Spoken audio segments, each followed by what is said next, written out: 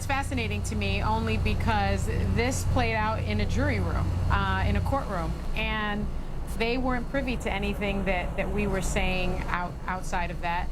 And I think what is terrific, though, about what did happen here is that there were cameras in the courtroom. Everyone got to see what was going on. There was a transparency to the process, and people were able to make up their minds for themselves without being shaded or jaded by our coverage. And so I think it's almost intellectually dishonest to argue that. It's surprising to me. Yeah.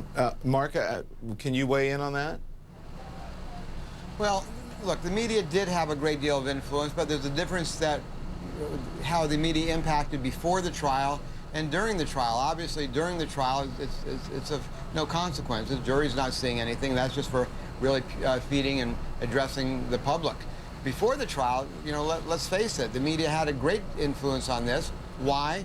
I mean, we know that there's a lawsuit pending against another network right now as it relates to an accusation that somebody, and seemingly has admitted, editing a tape that really did change the initial impression that the country had on this particular case. That's significant.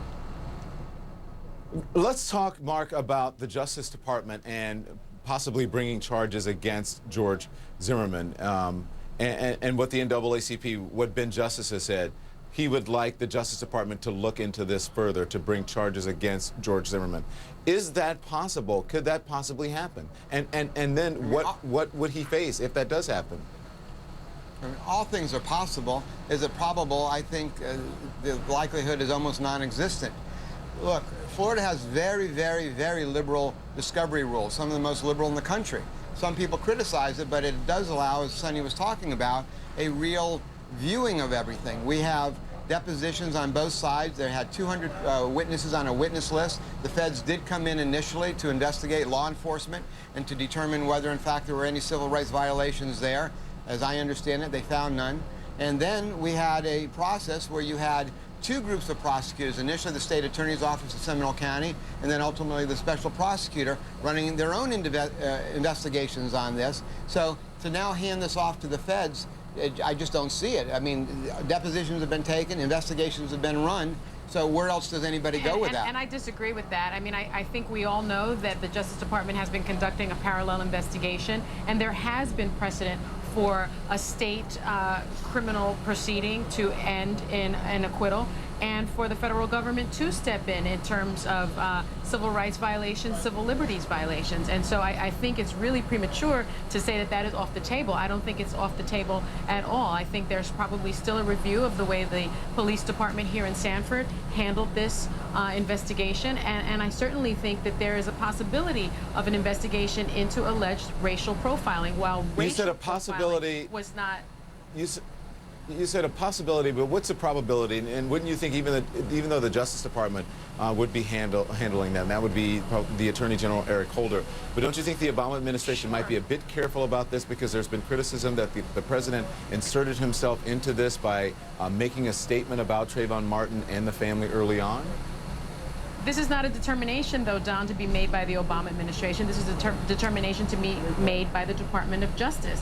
And to suggest that it's improbable that there could be a civil rights investigation into George Zimmerman's behavior, I do think is really premature. We're not there yet, and there is some evidence of racial profiling. While racial profiling was not necessarily discussed in the trial, it was criminal profiling, that still remains part of the narrative here. And so, you know, I'm not prepared to say what the percentage of probability is, but there is a probability. But let's listen to the words of some of George Zimmerman, Trayvon Martin's lawyers, who've said that this was not about race. I mean, that has come out time and time again. So with that acknowledgement already taking place, look, is there a racial component? Could there have been a racial component? We all know that the answer is likely. But does that, in fact, elevate it to a level that, after all the evidence has come in, that it's provable if it existed? But if it existed, is it provable? And with all that's gone on, what new evidence could possibly be sought out and addressed that hasn't already come to light, with 200 depositions and endless number of witnesses and to law enforcement? I'm simply saying that if you're looking at legality, the odds, no. All right. Mark Nejane, Sonny Hostin, thanks to both of you. Thank you. This verdict has sparked emotional protests across the country. You've probably seen some of it. It started outside the courthouse in Sanford, Florida last night.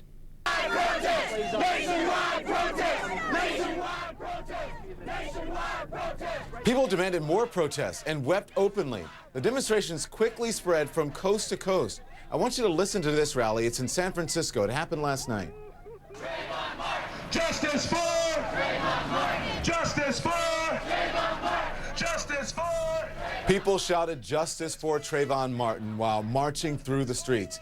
Things remained mostly peaceful except for one protest in Oakland, California, where a public transit police car was smashed. And in Washington, demonstrators marched late into the night, calling for more people to join them. And in Chicago, protesters carried a giant sign saying, "We are Trayvon." They also chanted, "Not one more."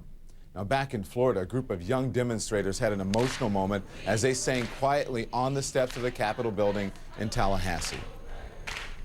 And many leaders called for calm after the Zimmerman verdict last night, and you can imagine it was a hot topic in many pulpits this Sunday. Our John Zarrella attended the service at a church where Trayvon Martin's mother attends, and John joins us now. What's the word from there, John? You know, Don, this is the church where Sabrina Fulton and to some extent Tracy Martin both attend. They were not here today, although there was some thought that perhaps they might come. Sabrina had sent a message, though, to the pastor here, and her message was very simple, that she said, "Please tell the congregation here that I still trust in God." And the pastor was telling us that that is the message that the entire congregation has. So we're leaning and depending on you this morning, oh God, for all of our help. We are not depending on the Sanford Police Department. We're not depending on Seminole County Sheriff. We're not depending on the courts of Seminole County, Florida, law enforcement. There were some family relatives here, though, an aunt, an uncle, and a cousin, and their message was, look, let's not let this happen again. They did, of course, say that they were hurt, sad, confused, and disappointed. But I think, Don, one of the very interesting things that came out from talking to members of the congregation as they left the last service here was that, you know what, to stereotype was wrong. To think that there would be violence, particularly in the Miami community, was in and of itself stereotyping. That what they are doing is they are going to focus their anger, and their hope is to focus their anger to change laws. Don? Yeah, and I think that people were thinking there would be some sort of race riots going on. That didn't happen, and the verdict happening on a Saturday night. So, very interesting. None of that happened.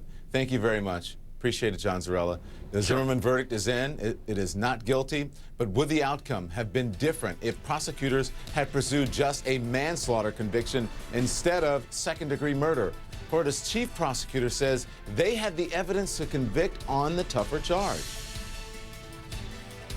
What was convincing to us when we listened to the tape is that the scream stops the moment the shot is fired.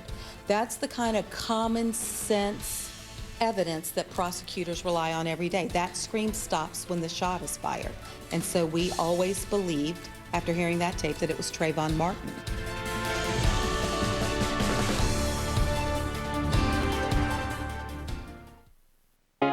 Let's get the ball rolling. In Miami, Coca-Cola is coming together with Latino leaders to support Hispanicize and the Adelante movement, teaching tools for success and fostering creativity. These programs are empowering people to lead positive change and helping them discover how great a little balance can feel. Through initiatives like these, our goal is to inspire more than 3 million people to rediscover the joy of being active this summer. See the difference all of us can make together. The best thing about this bar It's not a candy bar. 130 calories, 7 grams of protein. The new Fiber One Caramel Nut Protein Bar.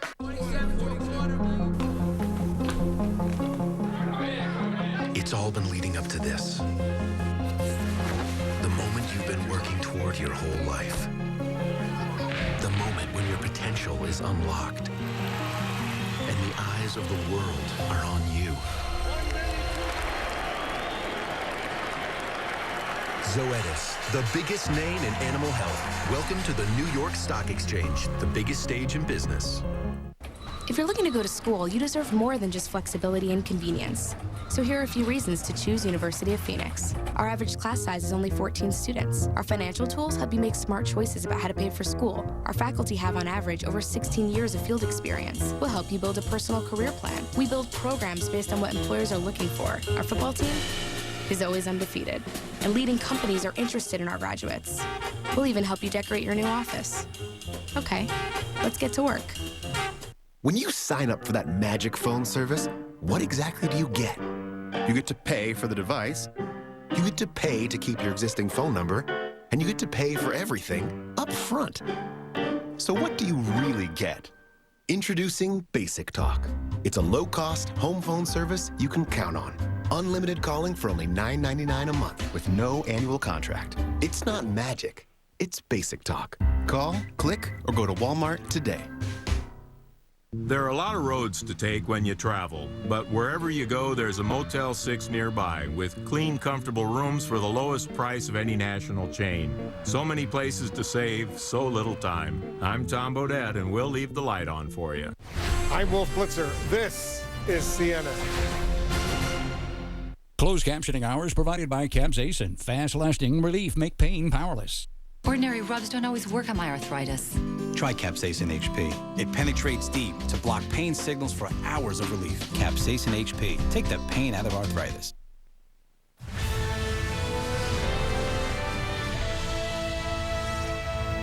think the prosecution of George Zimmerman was disgraceful. I am gratified by the jury's verdict. As happy as I am for George Zimmerman, I'm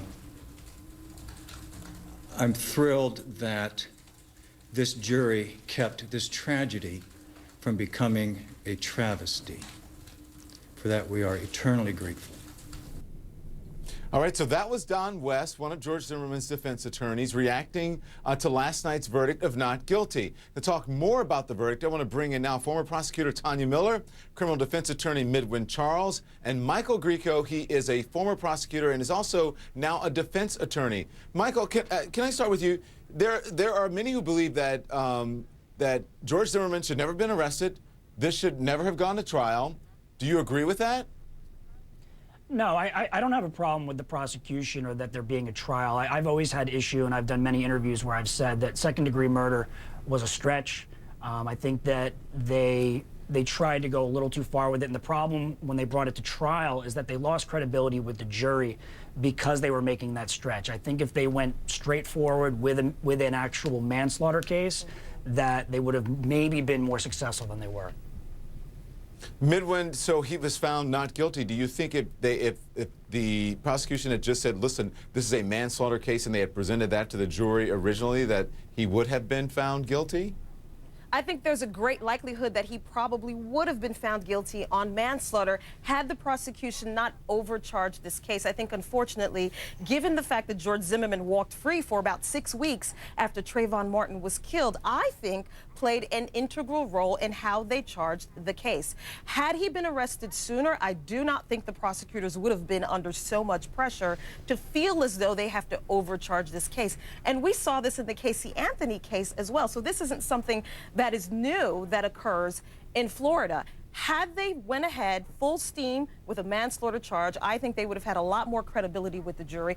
Also, the manner in which they tried this case, I think, was woefully inadequate. They did not prepare their witnesses. There were times when it appeared as though their witnesses were actually defense witnesses. So there were a lot of kind of twists and turns in this trial as well.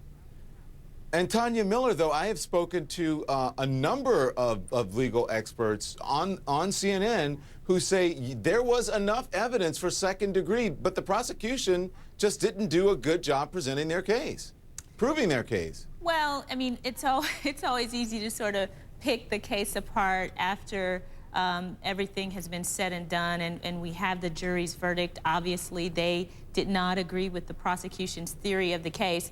But look, when you talk about the decision to charge, it's very common for prosecutors to charge the highest offense that they believe the evidence supports. Prosecutors don't typically sit around the table and say, look, you know, I think we might lose this, or I think this is a tough case. Even though we believe this is what the evidence supports, we're going to take an easier way out. I think that they looked at the conduct of George Zimmerman. They looked at the words that he said. They looked at his actions in getting out of that car when he was, you know, encouraged not to. The fact that Trayvon Martin had done nothing to provoke this encounter, that he was just walking home innocently as he has a right to do, and they determined that the appropriate charge was second-degree murder. I definitely think that reasonable minds can differ, but that was the decision they made. They stood by it throughout the trial. The jury has spoken, and here we are. Michael, can we talk about just how difficult it is to prove these types of cases? I mean, even when you have video, when you see officers beating someone like Rodney King, it is still very difficult because the officers were originally acquitted in that case. It's difficult to prove one of these cases, isn't it? It is, and this takes it to the connect with the possible federal, there's currently a federal investigation, but the possibility of them actually filing formal federal charges. The U.S. government, the Department of Justice, was able to do that in the Rodney King case. They had video, they were able to fix some of the mistakes that the prosecutors made, and they were actually successful in convicting several of the officers. I think in this case, you've got a real problem. I practice in federal court, and anybody that does knows that federal prosecutors like to have a really strong case when they go forward, and they usually do. In this case, they saw trial, they saw prosecutors do an admirable job. Very few mistakes were made by the prosecution. There's very little to fix. So take that to the federal level, you've got a real issue. And plus, you're also not dealing with law enforcement officers, you're dealing with a private citizen, so it's a different part of the hate crime statute. So I see that there's going to be a full investigation. I just don't see how successful they could be in actually bringing and successfully convicting somebody. Tanya, first, as a former prosecutor, I want to ask you the same question. Different questions. Do you see the probability of the Justice Department coming in and bringing charges here? You know, it's really hard to say.